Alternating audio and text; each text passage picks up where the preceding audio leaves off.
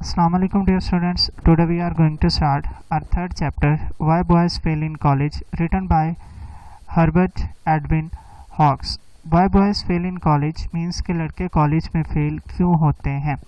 इसमें Edwin hawks हमें कुछ रीजंस बताते हैं, कुछ वजूहात बताते हैं एंड देन उनका सोल्यूशन बताते हैं कि लड़के कॉलेज में किन किन वजूहात की बिना पर फेल होते हैं और फिर उनका possible solution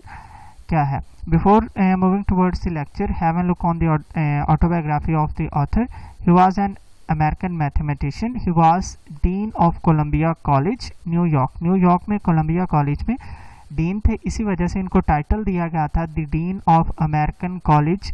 deans. And then इनका एजुकेशन की फील्ड में बहुत ज़्यादा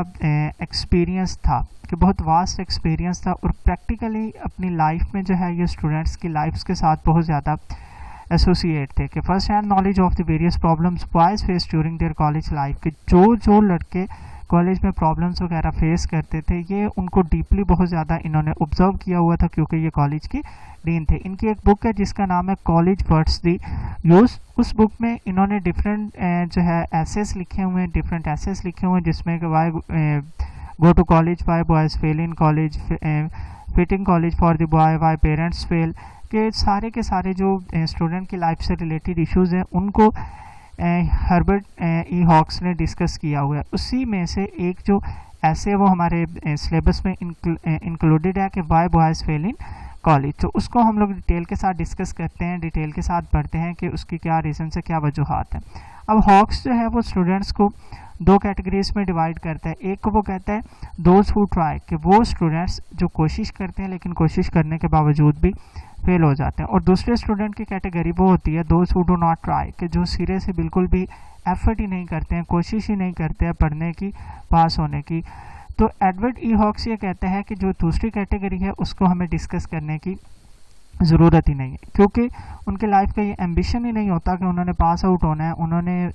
जो है किसी डेस्टिनेशन के ऊपर, किसी मुकाम पे के ऊपर पहुंचना है। कहते हैं पहली जो कैटेगरी है ना, दोज हु ट्राई, कि जो कोशिश करते हैं लेकिन कोशिश करने के बावजूद भी फेल हो जाते हैं, उनको हम लोग डिटेल के साथ डिस्कस कर लेते हैं और उसकी क्या रीज़न्स होती हैं। अब वो एडवर्ड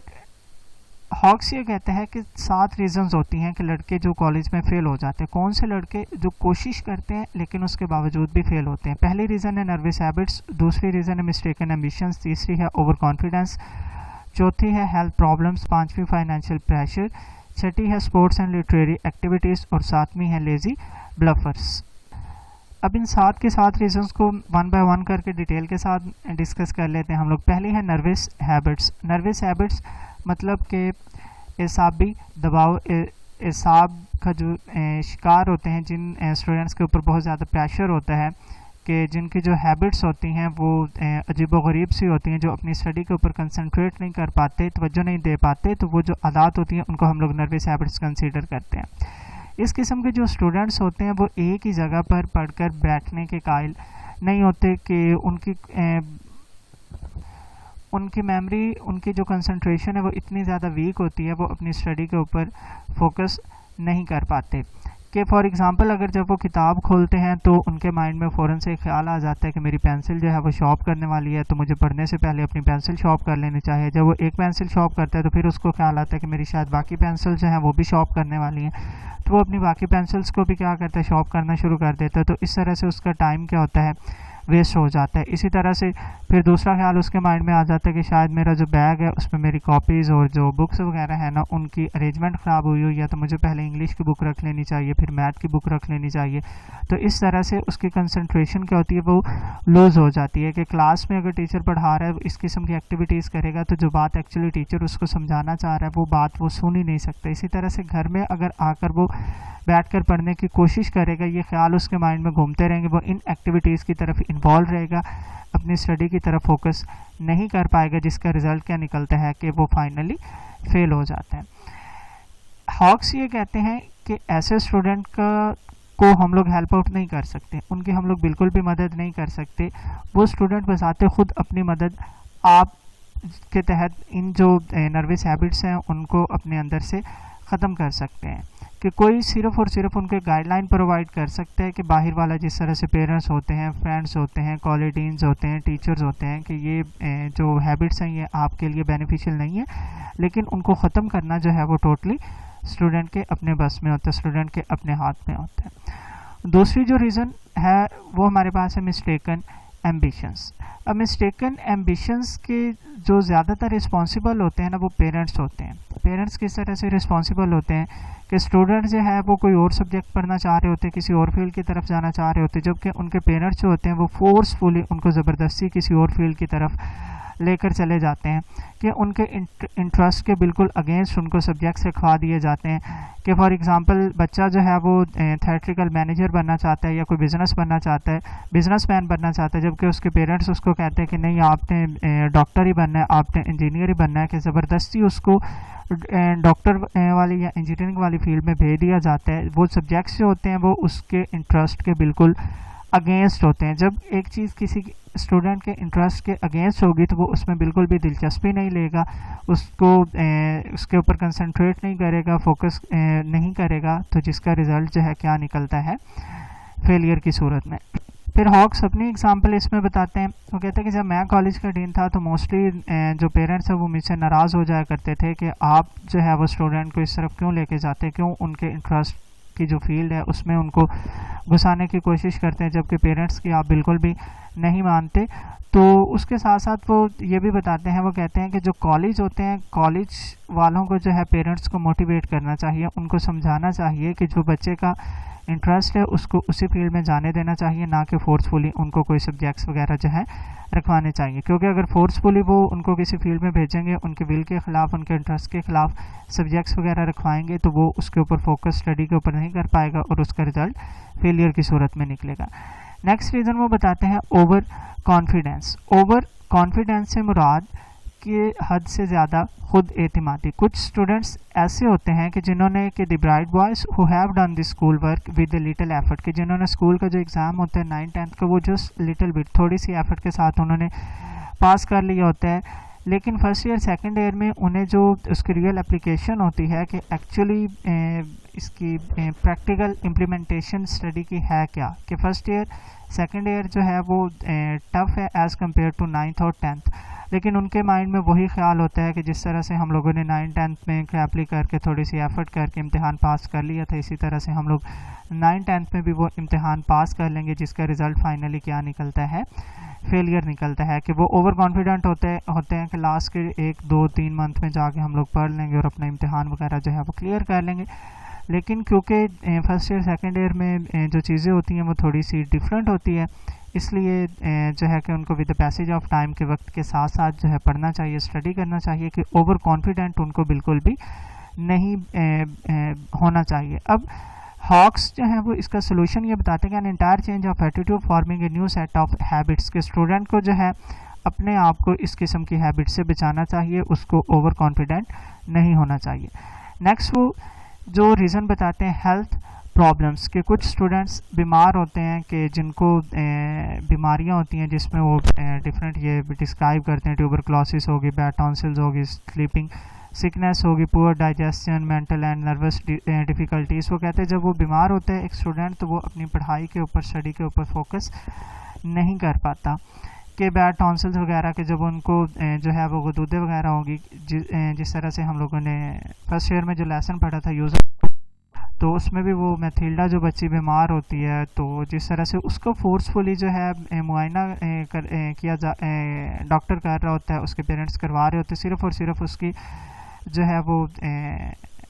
बेनिफिट के लिए, उसकी भलाई के लिए। तो इस तरह से हॉक्स भी ये कहते हैं कि मुख्तलिफ बच्चे जो हैं वो मुख्तलिफ बीमारियों का शिकार होते हैं, तो पेरेंट्स को चाहिए कि उसको उनकी उस बीमारियों को डायग्नोस करें। कॉलेज वालों को चाहिए कि प्रॉपर जो है वो स्टूडेंट्स के बिटवीन और कॉलेज अथॉरिटीज़ के बिटवीन कोऑपरेशन होनी चाहिए, ताकि वो अपने जो इश्यूज़ वगैरह वो उनसे डिस्कस कर सकें, अपने पेरेंट्स से डिस्कस कर सकें, कि वो बिल्कुल हेल्दी एनवायरनमेंट में स्टडी करें और उसका जो इफ़ेक्ट है वो स्टूडेंट की साइकी या स्टडी के ऊपर ना पड़े, कि अगर वो मुख्तलिफ हेल्थ प्रॉब्लम्स का शिकार होगा तो उसका रिज़ल्ट क्या निकलेगा, फेलियर निकलेगा। दैन नेक्स्ट वो रीज़न बताते हैं फाइनेंशियल प्रेशर, के कुछ स्टूडेंट्स बहुत ज़्यादा गरीब होते हैं कि उन्हें पढ़ने के साथ साथ अपनी जो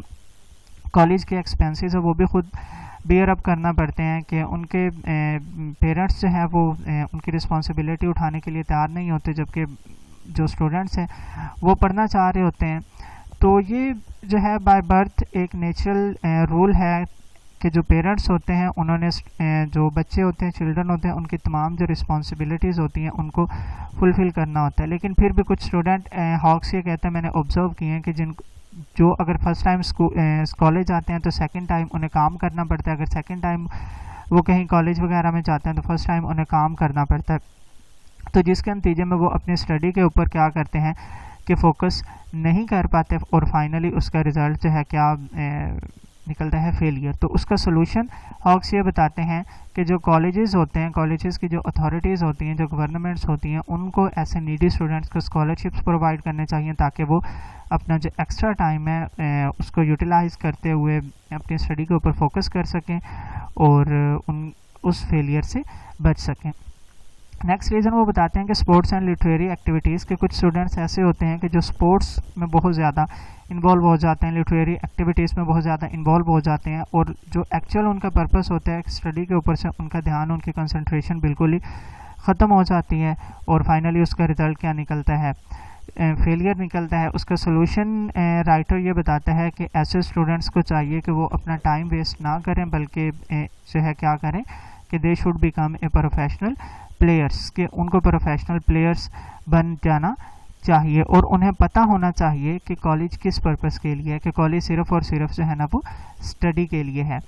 अब हॉक्स ये कहते हैं कि नो डाउट कि स्पोर्ट्स और लिटरेरी एक्टिविटीज़ भी लाइफ में बहुत ज़्यादा इंपॉर्टेंट होती हैं, लेकिन वो कहते हैं कि एक लिमिट तक, एक हद तक इनमें इन्वॉल्व होना चाहिए। इतना ज़्यादा इन्वॉल्व नहीं होना चाहिए कि अपना जो एक्चुअल फोकस है, अपनी जो एक्चुअल पर्पस है, उससे ही कंसंट्रेशन जो है लूज़ हो जानी चाहिए। तो सिंपल इसमें यही है कि कुछ स्टूडेंट्स बहुत ज़्यादा स्पोर्ट्स और लिटरेरी एक्टिविटीज़ में इन्वॉल्व होते हैं, तो उनको समझाना चाहिए कि वो अपना टाइम वेस्ट ना करें और जो है प्रोफेशनल प्लेयर बन जाए। और लास्ट वो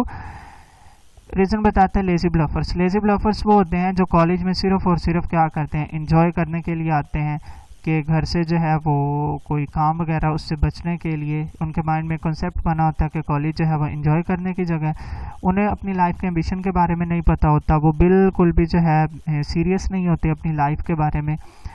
तो जो है हॉक्स ये कहता है कि इस किस्म के जो स्टूडेंट्स हैं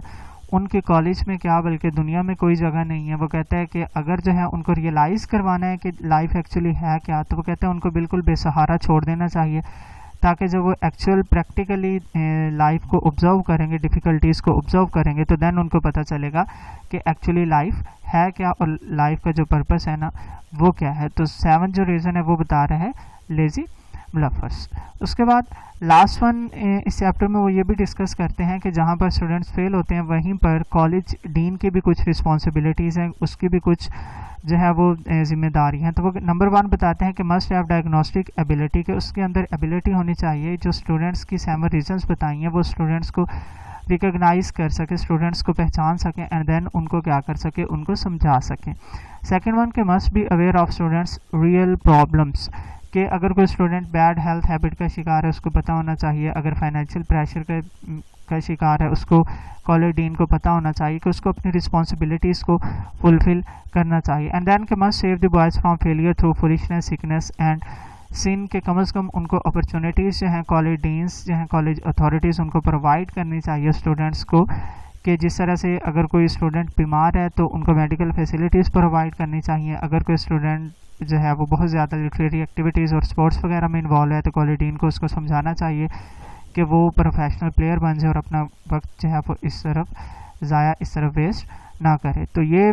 जो है बेटा बेसिकली हमारा लेसन है कि why boys fail in college, के लड़के कॉलेज में फेल क्यों होते हैं। ओके बेटा, टेक केयर, अल्लाह हाफिज़।